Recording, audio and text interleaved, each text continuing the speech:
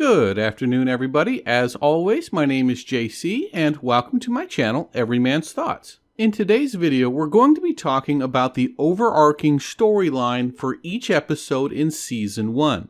Although we're not going to get too deep into detail, I do feel obliged to offer a spoiler warning, so if you want to go in cold, please bail out now. And with that, let's begin. The title of the first episode is Leave Taking. This is a direct reference to the 10th chapter of the first book, also entitled Leave Taking. This is going to be a theme. Now, obviously, when you're starting a series, you can't just skip over the first 9 chapters of the first book. So the obvious conclusion is the heart of each of the 9 previous chapters will make up the body of the episode, with the events of the 10th chapter then finishing it off. To expand upon that further, showrunner Rafe Judkins mentioned in a Twitter conversation that the first shot of the show was Fane riding into the 2 rivers on his cart. This has led to some conjecture that they are going to completely skip the prologue.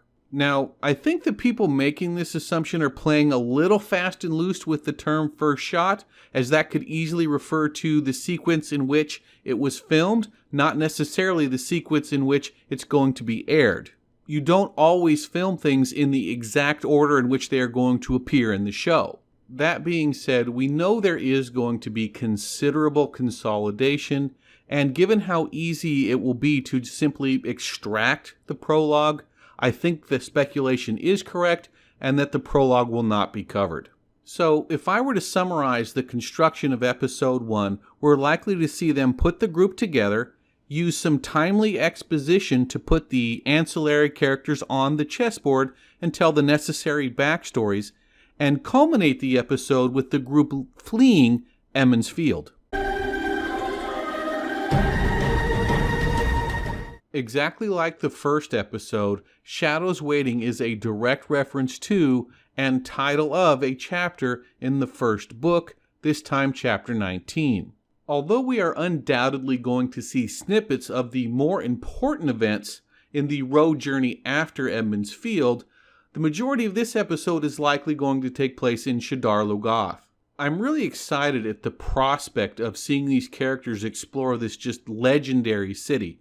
We also know this is where Mat gets his ruby dagger, and they have the fateful encounter with Mordeth. Both of those events are going to feature prominently in the episode. For me, though, there's more going on here sort of behind the scenes, and I think this is going to be an important benchmark episode. Let me explain. This show has a virtually identical per episode budget as the Netflix Witcher series, which just finished its first season. With the exception of a poorly executed timeline, the single biggest issue with the first season of The Witcher was that the money they spent never translated to what you saw on the screen. Not coincidentally, for Season 2, The Witcher series immediately hired a new costume designer, a new set designer, a new landscape decorator, and a new CGI partner. For those of us following the Wheel of Time series, Episode 2 provides a unique opportunity for us to see where this series stands in visual presentation. In the books, Shadar Logoth was described as just an unbelievable sight to see, and as the characters explore the city, I want to see if they can pull that off in both the exteriors and the interiors. If they make it work, I'll tell you, I think we have a lot of good times ahead of us, and that would be nice.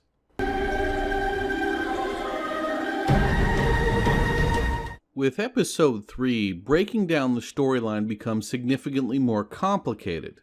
Again, A Place for Safety is both the title of the episode and of a chapter in the first book. However, this time it's Chapter 8, which would cover events that would precede each of the previous 2 episodes. If this is indeed what they are planning on doing, why would you simply not air the episodes in their proper chronological order? By going this route, they would either have to break the timeline and deviate from the source material, or use some form of storytelling contrivance like a flashback. In either case, you're going to get a negative fan reaction for doing something that was rather easily avoided. Finally, If they stay true to the books, the events of this chapter would cover when Rand starts to understand the threats to him and his family. These events just are not important enough to do this type of backtracking and waste this much screen time. Instead, the most common theory is this episode will cover the events that happen after the Trolloc attack at Shadar Logoth. The now separated party members have to find a new safe place, which as it turns out is their reunion at Camelin. Before we get to episode 4 and finish off the first book, I would like to remind everybody, I will be covering the Wheel of Time series for the entire life of the show. If that is of interest to you, please consider hitting the subscribe button. It is the best way to help the channel, and it is greatly appreciated. Thank you so much. The Dragon Reborn isn't just the name of episode 4. It's also the name of an individual chapter early in the second book, and an entire book, the third book in the series. I think we can all agree there is no way we are going to be on the third book by this point. I also don't think we'll even be in the second book quite yet, and here's why. First, the next 2 episode titles are even earlier chapters in the second book, so again, why would we be doing things out of chronological order? Second, the title actually fits the events at Camelin, as you have the entire imprisoned Dragon Reborn subplot. Third, the show hasn't had time yet to explore all of the important events that happen at Camelin. The Trollocs attacking, meeting several new important players in the game, including the Trakkons, and of course the aforementioned imprisoned Dragon Reborn storyline. Finally, there are 2 books and 8 episodes, so 4 episodes per book makes perfect sense. So, for my money, this episode is going to wrap up all of the important events at Camelin, finish off the Eye of the World, and transition us into the Great Hunt.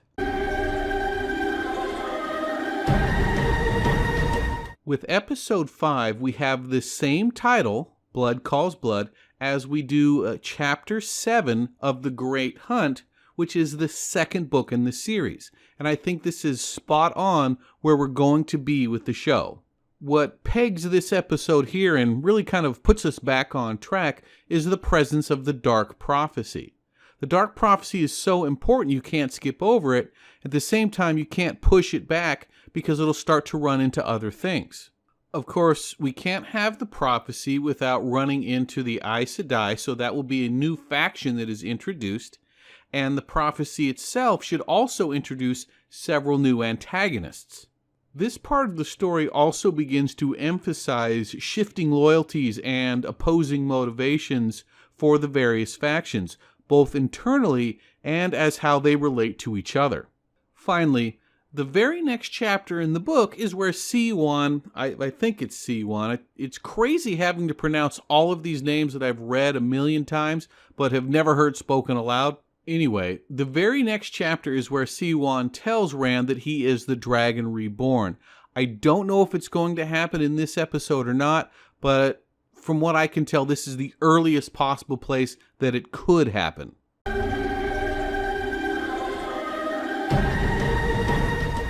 Episode 6 is the last episode that we have a title for, and it's The Flames of Tar Valon. Tar Valon is obviously a direct reference to the Aes Sedai, so it is possible that everything we talked about in episode 5 gets done right here in episode 6 instead. The problem with doing everything here, the prophecy, the Dragon Reborn reveal, is that you only have 2 episodes left to literally cover 85% of the second book. Because we don't have titles for chapters 7 and 8, all of this is possible. However, I think it's more likely that chapter 6 will focus on the next 10 to 15 chapters after Rand finds out about his destiny.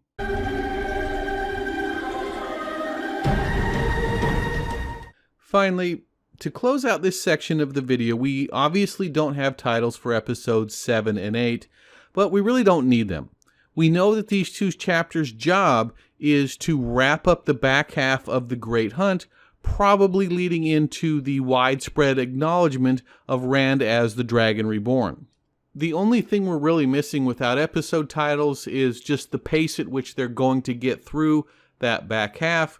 But you know what? Another day, another time. Let's move on.